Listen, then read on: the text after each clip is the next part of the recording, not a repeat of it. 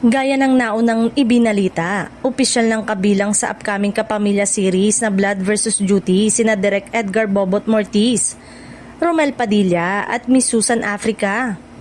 Nakita ang tatlo sa isinasagawang script reading, look test at Thanksgiving Mass na pinangunahan ng ABS-CBN at JRB Creative Production, hudyat ng formal na pagsisimula ng production ng proyekto.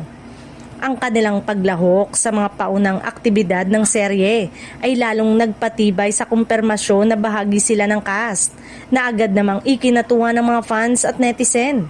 Para sa marami, malaking dagdag lakas ang presensya ng mga veteranong personalidad sa isang seryeng inaasahang magiging mabigat sa drama at aksyon. Ang Blood vs. Duty ay pagbibidahan ng mga bigating artista na sina Richard Gutierrez, Gerald Anderson, Bella Padilla, Barbie Imperial at Baron Geisler. Isang kombinasyon ng mga veterano at modernong bituin na tiyak na magdadala ng matitinding eksena at emosyon sa telebisyon. Ayon sa mga paunang ulat, inaasahang magiging puno ng tensyon, tunggalian at malalim na banggaan ng karakter ang serye, kung saan susubukin ang hanggana ng pamilya, prinsipyo at tungkulin, isang temang siguradong kakagat sa masa.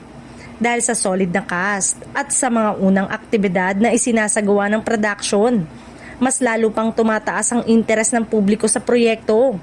Marami na ang nag-aabang kung ano ang magiging papel ng bawat karakter at kung paano iikot ang masalimuot na kwento ng serye. Isa ang Blood vs. Duty sa mga itinuturing na pinaka-inaabangang Kapamilya series ngayong 2026.